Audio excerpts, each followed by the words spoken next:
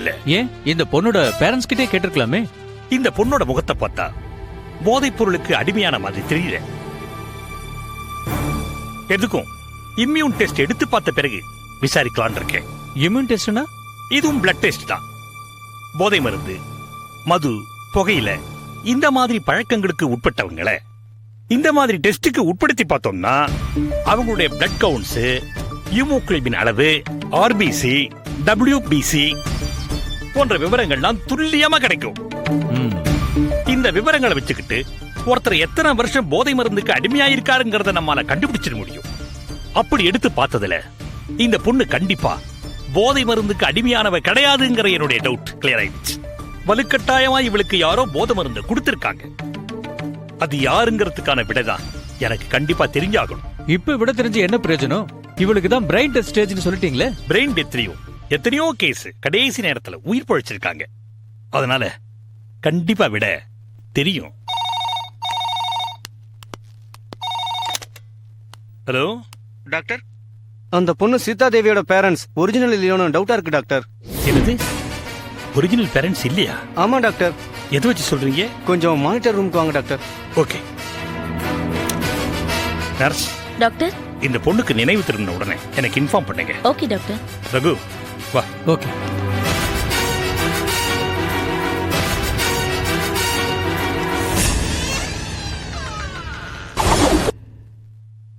Sir,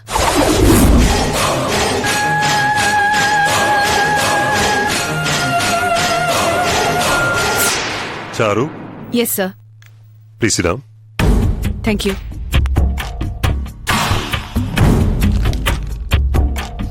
உங்களுக்கு காமிக்கிறதுக்காக $1 million குற்றம்னு ஒரு குறும்படம் என்கிட்ட இருக்கு.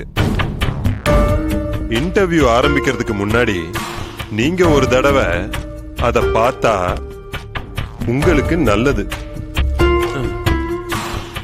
Thank you sir.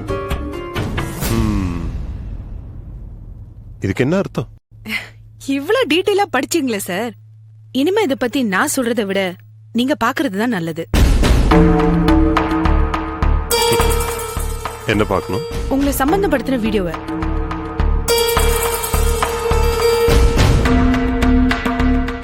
வீடியோவா? எஸ். புரியலையே. இப்ப புரியும்.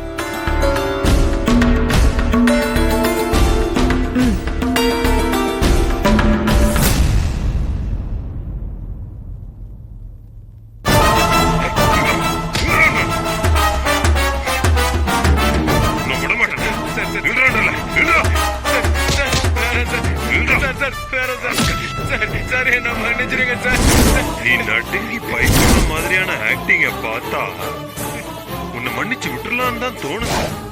ஆனா நீ செஞ்ச துரோகத்தை நினைச்சா இந்த துப்பாக்கி கூட சுடு சுடுன்னு சுடுது.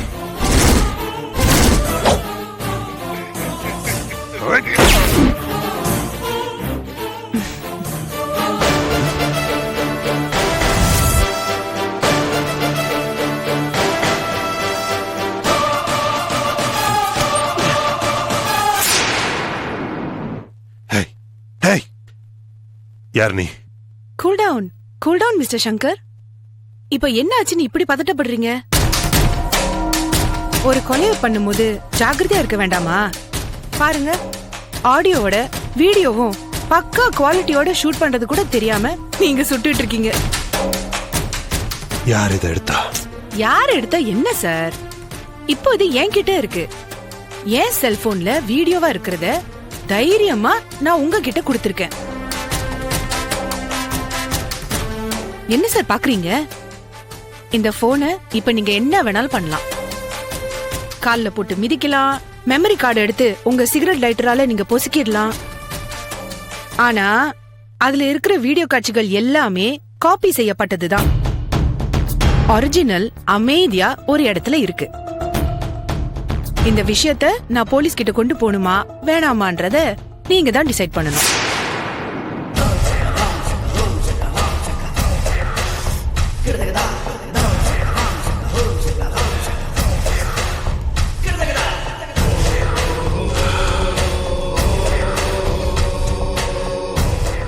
உனக்கு எவ்வளவு பணம் வேணும்?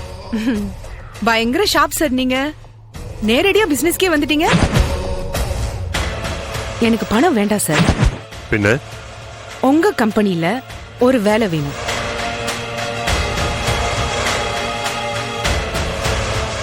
வேலையா? ஆமா சார். என்னடா லட்சக்கணக்குல பணம் கேட்காம வேலை வேணும்னு கேக்குறான்னு பாக்குறீங்களா? லட்சக்கணக்குல பணத்தை கேட்டா நீங்க கொடுத்துருவீங்க. நான் அதை வாங்கி எந்த கணக்குல காட்டி நான் பேங்க்ல போடுறது சொல்லுங்க? என்னோட அப்பா ஒரு சாதாரண கிளர்க்கா இருந்து ரிட்டையர் ஆயிட்டாரு. ஒரே ராத்திரியில நான் பணக்காரி ஆகுறத விட உங்க கம்பெனில ஒரு நல்ல வேலை போட்டு கொடுத்தீங்கன்னா அது எனக்கு ரொம்ப உதவியா இருக்கும். நான் எம்எஸ்சி ஐடி முடிச்சிருக்கேன். யூனிவர்சிட்டி ரேங்க் சர்டிபிகேட்ஸ் எல்லாம் கொண்டு வந்திருக்கேன்.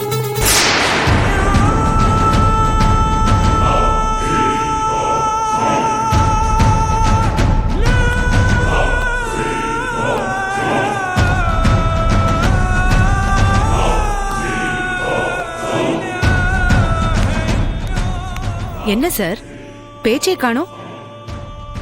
நான் ஒன்னும் அடவடி பிளாக்மெயிலர் கிடையாது. நான் ஒரு நல்ல குடும்பத்தை சேர்ந்தவதான். எனக்கு அம்மா இல்ல, அப்பா மட்டும் இருக்காரு. எனக்கு கீழே 2 சிஸ்டர்ஸ் இருக்காங்க. காலேஜ்ல படிச்சிட்டு இருக்காங்க. நான் ஒருத்தரை காதலிச்சிட்டு இருக்கேன். அவர் ஒரு சிவில் ஒர்க்ஸ் கம்பெனில வேலை பாக்குறாரு.